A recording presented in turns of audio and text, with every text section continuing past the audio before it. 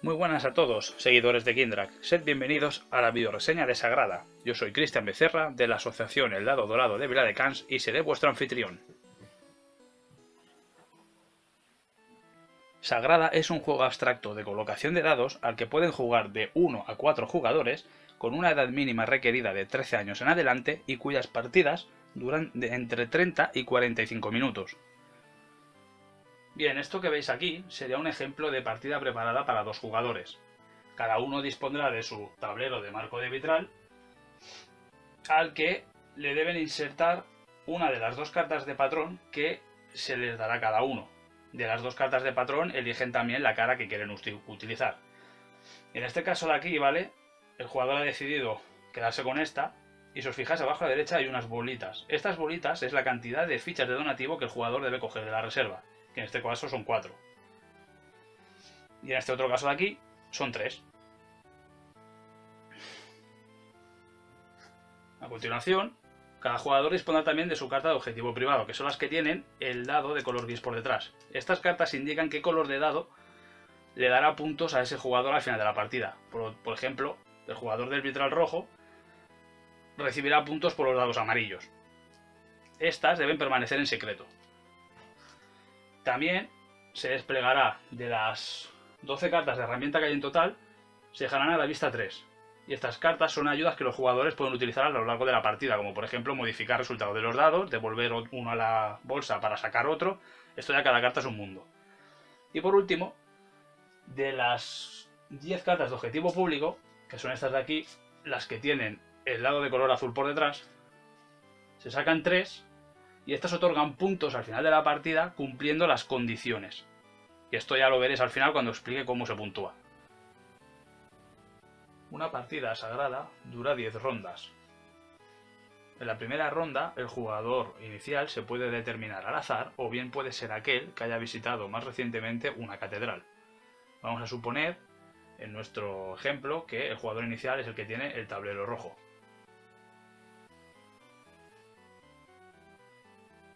Lo primero que hay que hacer al principio de cada ronda es, el jugador inicial coge la bolsa de dados y con 2 jugadores extrae 5, con 3 jugadores se extraen 7 y con 4 jugadores se extraen 9. Como somos 2 jugadores, sacamos 5 dados y los lanzamos.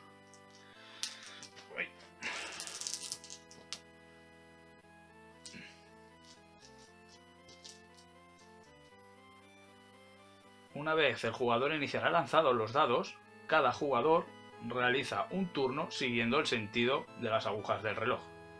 Cuando el último jugador ha llevado a cabo su turno, este vuelve a llevar a cabo un turno más y se procede en sentido antihorario, de tal manera que todos los jugadores en cada una de las rondas hacen 2 turnos. Por lo tanto, si este es el jugador inicial, hará su turno, después le tocará a este, y después este volverá a hacer otro turno y el jugador inicial hará otro. Siempre en cada ronda, cada jugador realiza 2 turnos. Muy bien, ¿y qué se puede hacer en cada uno de los turnos? Pues hay 3 posibilidades. La primera es pasar y no hacer nada. La segunda opción es escoger un dado para colocarlo en el tablero. O bien usar una carta de herramienta. Evidentemente se puede coger un dado y usar una carta de herramienta. Se pueden hacer las 2 cosas. Puedes hacer una de las dos o sencillamente pasar. Bien, os voy a explicar en primer lugar la acción de elegir dado. El primer dado que escojáis tenéis que ponerlo en uno de los bordes de vuestro tablero. Que podría ser, por ejemplo, aquí o aquí. ¿De acuerdo?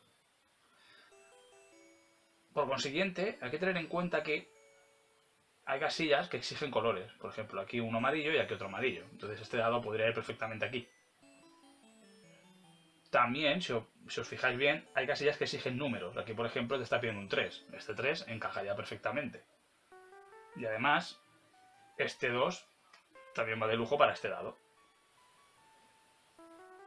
Una vez un jugador tiene su primer dado colocado en su tablero, el resto de dados que se cojan en turnos posteriores tienen que colocarse adyacentes.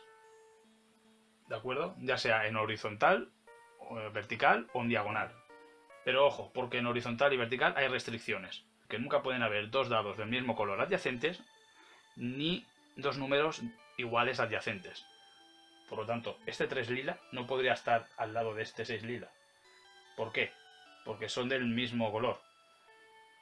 Si este rojo en vez de ser un 5 fuera un 6, tampoco se podría poner aquí, porque no pueden haber dos números iguales adyacentes. No obstante, en diagonal no hay problema con las restricciones. Por ejemplo, este 3 lila, aunque esté adyacente en diagonal a este 6 lila, no hay problema. Y este otro 3 lila se podría poner aquí perfectamente también. ¿De acuerdo? Por lo tanto, las restricciones de colores y números adyacentes se refiere a horizontal y vertical solamente, en diagonal no. Vale, os voy a poner un ejemplo de turno, ¿vale? Imaginaos que es la primera ronda del juego, el jugador inicial es el rojo, como hemos dicho anteriormente ya, saca 5 dados y los lanza.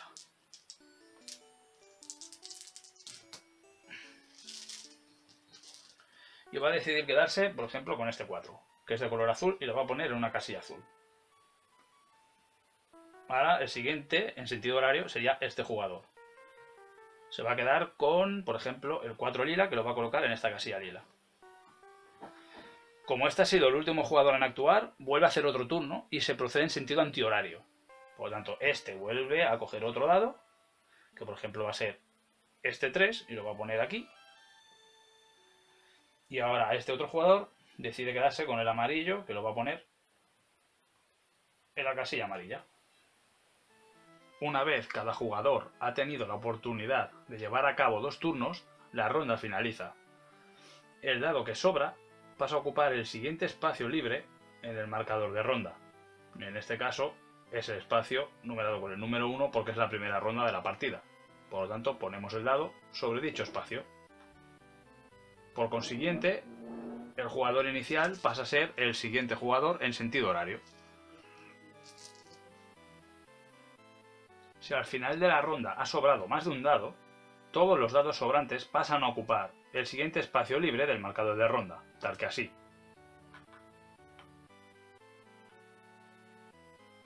Que sobre más de un dado quiere decir que algún jugador en uno de sus turnos ha pasado.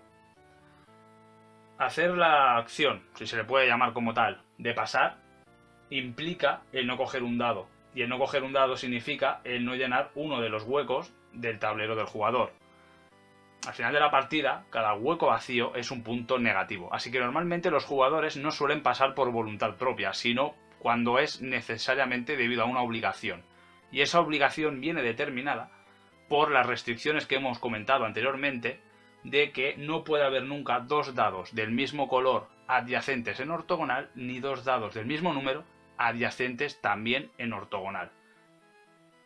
Acordaros que los dados sí pueden estar adyacentes en diagonal, siendo del mismo número y del mismo color. Bien, vamos a imaginar ya que la partida ha avanzado un poco, ¿vale? Que este es el jugador inicial y ha lanzado estos 5 dados. Vale, como hemos dicho antes, en vuestro turno se puede elegir un dado, o usar una herramienta, o hacer las dos cosas, o pasar. Vamos a poner un ejemplo ahora de cómo usar las herramientas, ¿de acuerdo? Para que veáis un poquito.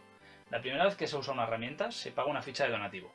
¿Vale? Imaginamos que este jugador decide usar esta y te dice, tras elegir, lanza de nuevo el dado elegido.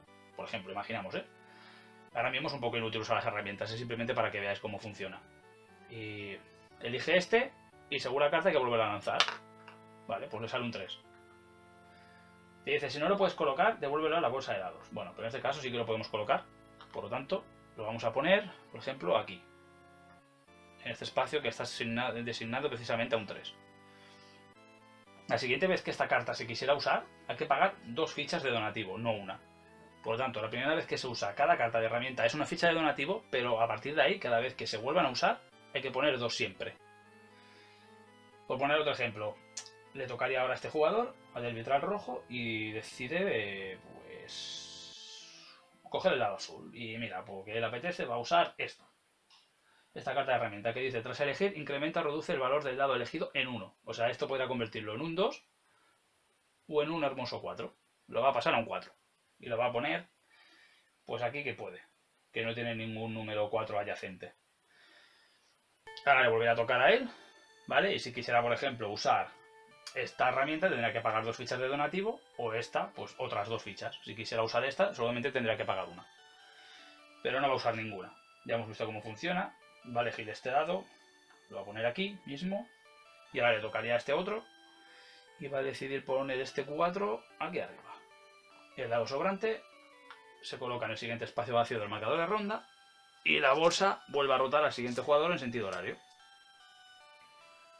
Una vez la 10ª ronda de la partida ha terminado, se pasa a llevar a cabo la puntuación final. Yo aquí os he puesto un ejemplo de cómo el jugador rojo ha terminado la partida. Lo primero que hay que mirar son las cartas de objetivo público. Las vamos a ir mirando de izquierda a derecha. La primera nos dice opacidades intensas, grupos de 5 y 6 en cualquier posición, es decir, cualquier número 5 y 6 que estén adyacentes, ya sea en ortogonal o en diagonal, aporta 2 puntos. Aquí hay un grupo de un 5 y 6, aquí hay otro y aquí hay otro. Por lo tanto, son 3 grupos que multiplicado por 2 puntos que da la carta, hace un total de 6. El siguiente objetivo público nos dice columna de opacidad variada, columnas sin valores repetidos. Es decir, columnas en las que ningún número se repita. En la primera tenemos un 1, un 4, un 3 y un 2. Ningún número se repite, por lo tanto, de esta columna el jugador recibirá 4 puntos. En la segunda tenemos un 5, un 1, un 4 y un 3. Tampoco hay ningún número que se repita, por lo tanto, de esta otra columna el jugador recibirá otros 4 puntos. La tercera y la cuarta están incompletas y la quinta tampoco se repite ningún número. Por lo tanto, otros 4 puntos. 4 por 3 columnas, en las que cumplen el objetivo este, 12 puntos. 12 puntos más 6 igual a 18. El tercer objetivo público nos dice fila de varios colores, filas sin colores repetidos, o sea, filas que tengan básicamente todos los colores, que ninguno se repita. Pues la primera no tiene ningún color repetido, la segunda tampoco, y la tercera y la cuarta están incompletas. Por lo tanto, 2 filas en las que no se repiten los colores, 6 por 2 hace un total de 12, 12 más 18 igual a 30. Luego hay que mirar el objetivo privado, que es la carta que tenía el reverso con el lado gris.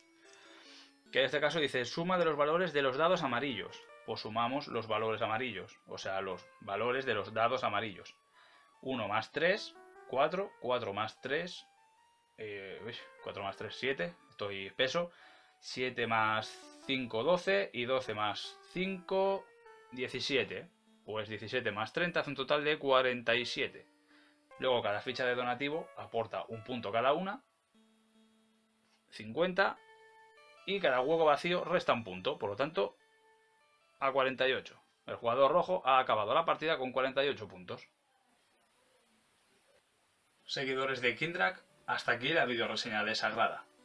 Como habéis podido comprobar, no es un juego nada difícil ni complicado de aprender. De hecho, me atrevería a decir que es más fácil que el azul, el cual causa un poco de revuelo durante las primeras rondas y de caos, ¿no?, el aprenderlo.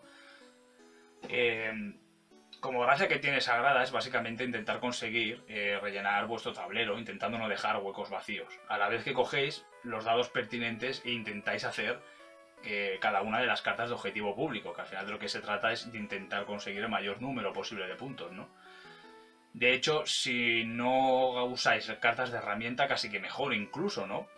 Ya que las fichas de donativo también dan puntillos y a veces pueden llegar a determinar incluso si ganas o no. A lo mejor quedas con un punto de diferencia respecto a otro jugador y esa ficha de donativo es lo que da la victoria realmente. Luego, la malicia en este juego está sobre todo en intentar quitarle a los demás los dados que les sean útiles. Pero claro, quitarles los dados siempre y cuando esos mismos dados os sean útiles a vosotros mismos. Porque si vais a fastidiar pero luego no sirven esos dados de nada, es como... Supongo que habrá que llegar a un equilibrio entre lo que es ir a malicia o ir a beneficio propio. Yo personalmente soy de beneficio propio, no os voy a engañar. A mí me gusta más en este juego ir a mi bola que no estar pendiente de lo que hacen los demás. Pues hasta aquí la videoreseña, seguidores de Kindrak. Muchas gracias por haberme visto y nos vemos en la próxima.